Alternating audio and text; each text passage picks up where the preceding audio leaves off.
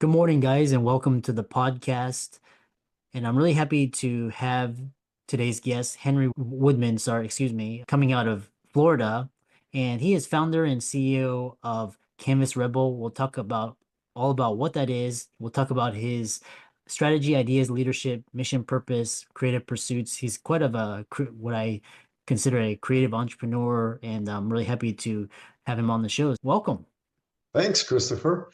Now, if you call me Henry Woman, that would have been like one time in high school when I dressed as a woman, but that was the only time, I swear. I'm not the founder of Canvas Rebel. I did a story for them, which profiled me, but I do a whole lot of other things. So with that, I'll leave it with you. Yeah, so start off by introducing yourself and what you do, and I'm excited to dive in the conversation. Absolutely. So thanks, Christopher. I consider myself really a hedonistic and opportunistic entrepreneur, meaning for the most part, I would do things that I wanted to do because it made me happy, if you will, or that I'm meandering around looking for opportunities and I see an opportunity and I take advantage of it. And from early on, when I was sitting in a laundromat in college, I'm 19 years old, I'm addicted at the time to Pac-Man, and I'm sitting in a laundromat with a pocket full of quarters thinking, man, I do not want to study. I'd rather be playing Pac-Man, right? So I call every laundromat in Tucson, where I went to college, and I ask them if they have video games. And of course, they all said no. And then I thought, well, you want to share the revenue? And a few said yes. And not that I had any money, I took my school funds and my tuition money. I bought a used machine at an auction, and that started me building a business with video games and laundromats to satisfy people like myself, right? And the irony is, I wanted something there. I couldn't afford a Pac-Man, by the way. I wanted something there for the people that just had a pocket full of quarters and was a captive audience, and for myself. The irony is I never got to play because I would take money out of my pocket if I said to people, okay, I'm next and I'm not going to pay for my free games. It was a nice little start. Yeah, and what's interesting is on your LinkedIn profile, you've got Annie Moya Media, and it sounds like you founded World Travel Vision, so you're in the travel and tourism industry. And so talk about what you founded World Travel Vision. What is that? And you pioneered production and distribution and what you learned from that. Sure, absolutely. After college, I have these dreams of producing and directing movies. I moved to Hollywood to seek fame and fortune, and that did not happen. So along the way, I'm doing odd jobs, and finally, I find myself working on a travel film crew doing travel videos. And eventually, I go from PA, the production assistant, to sound guy and producer.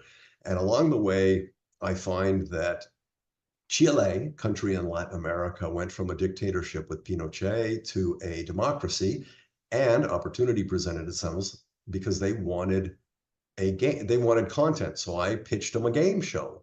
And soon thereafter, I'm executive producer of a game show in Chile. This is going to lead to World Travel Vision. While I'm in Chile, somebody introduces me to a 360-degree virtual tour. I put a CD-ROM in the computer. I can look up and down and all around of a destination. And I thought, this is the coolest thing ever. I can travel around. I can shoot destinations without five guys and 17 pieces of luggage. This is it, baby. So I set up a company called World Travel Vision, where I would travel around to destinations and I would shoot 360-degree virtual tours, hand my clients a CD-ROM. They would take them to the trade shows and the conferences to promote their either destination or hotel, which was awesome. Until then, a few years in, this is now mid to late 90s, hotels start to ask, how do we put these virtual tours on this new World Wide Web thingy?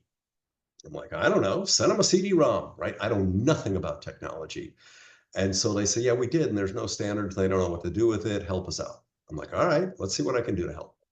So eventually we go from production of virtual tours to now production, then distribution of these virtual tours to the various travel websites, right?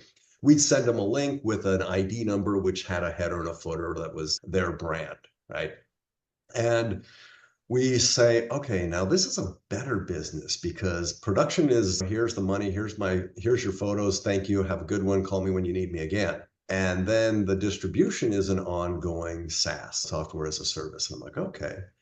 We start to figure this out, and then we notice there's a bigger problem, right? Virtual tours are nice to have, videos are nice to have, but photos are need to have, right?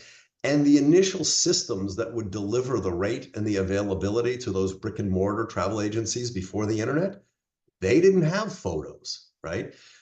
Now, fast forward, the internet's there, they can deliver the rates and the availability, but there are no photos, right? So eventually we morphed and pivoted yet again from production of virtual tours, production and distribution of virtual tours, to production of virtual tours and distribution of virtual tours, and now photos. And photos was now, if you go on to any travel website and pictures of hotels, the Wyndhams, the Hyatts, the Hiltons of the world, those will have come from my servers or my old company. We morphed from World Travel Vision. We set up a new company called ICE Portal, Internet Content Exchange Portal, to distribute photos to the travel websites and their required specs. Mm, That was a long one. Yeah. Hope you followed all that, Christopher. yeah. That's interesting. And with the initial challenges with World Travel Vision and the success that you had in 97, how was the digital landscape different back then for the travel industry compared to now? Oh my God, it was night and day. Back then, the I would produce a CD-ROM. I don't even know if I've used a CD-ROM in the last decade, but I would produce CD-ROMs and I'd give them to clients and they'd go to trade shows and they'd have these little branded CD-ROMs and it would promote their destination or their hotel, right? And now, and early on, when you would get visuals on the internet, and if you can recall dialing up on 28.8 or 56K, you're like, wow, man, it takes forever just to load one picture. You had bandwidth challenges, right? Nowadays, you expect things to load instantly, right? You expect a variety of visuals and all of the information that goes along with it. I don't remember the last time I really wanted to go to a brick and mortar travel agency to look for deals. I would go online and I would do my research there because all the information is there, all the visuals are there, all the pictures are there, even the virtual tours. So it's changed dramatically thanks to not just the internet, but the speed with which we can get that content on the internet. Yeah. And how has, because a lot of travel is visual storytelling, and now you first you had bloggers, and now you have video bloggers, and you have Instagrammers and TikTok, and you with your rich background in producing visual content and storytelling, how do you think storytelling is changed and evolved with technology, and where do you see it heading in the next decade? I have to mention Gen AI and AI and Oh, the reality is, I think that more of the independent hotels are getting a leveler playing field. Meaning, before, if I were traveling and I didn't have an internet access and I'd go to a brick and mortar and they'd say, okay, there's a Holiday Inn, there's a Sheraton, there's a Hilton, you have a sense from the brand what to expect, right? But if they say, oh, there's also Henry's Hotel. Who? I never heard of it. No, it's a really nice hotel. Yeah, yeah, I don't really know who Henry's Hotel is. I'm not going to take a chance unless you show me some pictures. And back then, that wasn't really possible. So now that you can see Henry's Hotel and Christopher's Palace and whatever it is, it's much easier to make a decision with an unbranded property or a B and like an Airbnb, a bed and breakfast, or somebody's apartment, right? These things were never possible before because we wouldn't show the visuals. And the visuals are probably the most important thing besides maybe price. We'd all want to stay at something and we can't afford everything. But let's just say there is a price point and there's a variety of options during which are price points. So how much we can spend, where exactly we want to stay if we know. Sometimes it's like somewhere in this city so that I can explore it. And then pictures. It fits my style. It looks clean. Different cultures have different interests in pictures. The Asians want to see that the room has slippers, for example. In the Middle East, they want to see clean bathrooms. So there are different cultures that have the need to see different visuals. And I think AI is going to make it easier to segment what people want to see, when they want to see it, and how they want to see it. Some people prefer certain images first. Give me the larger view. Others, I just want to see the rooms. I don't care about the grounds or the spa or whatever it is else you got.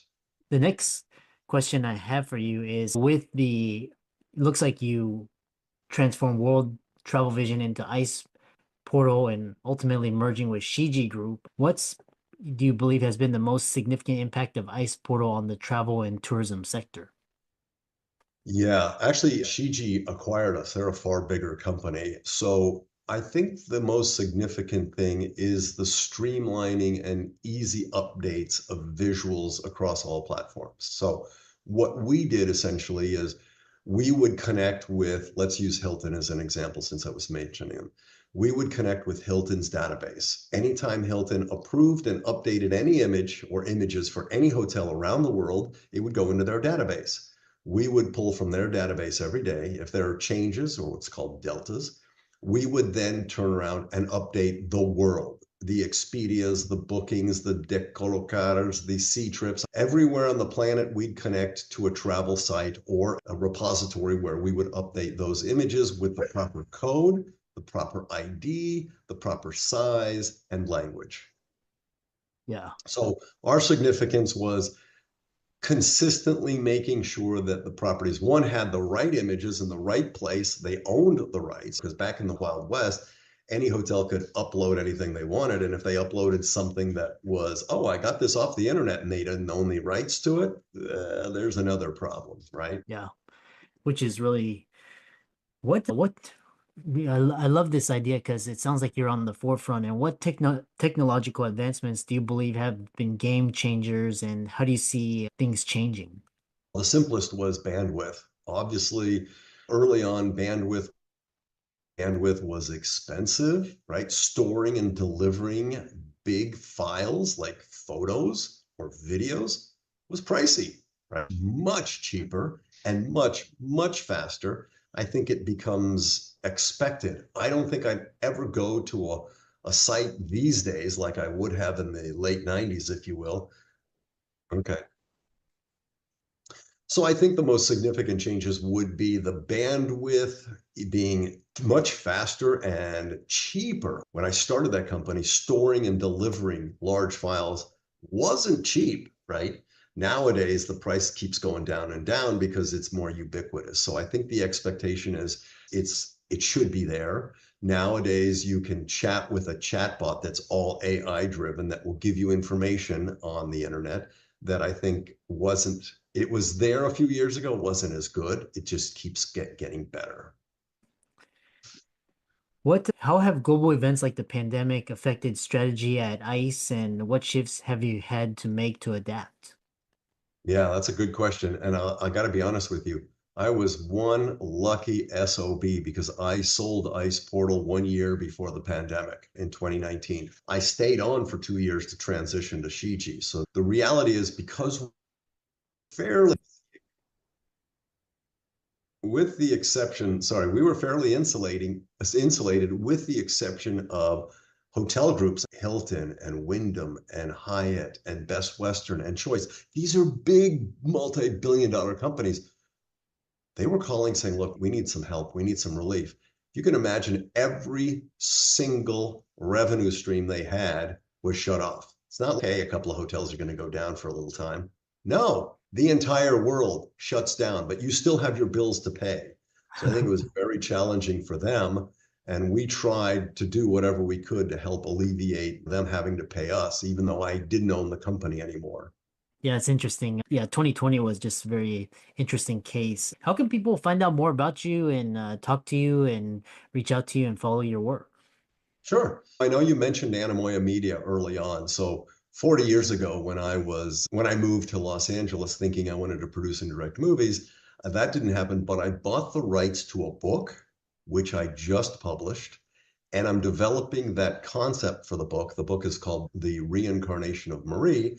I'm developing that concept into a TV series called Slippin', which is Slippin' Through Time. And so I created a website called mariethestory.com, which includes the book, myself, the series, and some additional information, including my LinkedIn page and Instagram and Facebook and stuff like that, if they want to reach out and see what the heck's going on.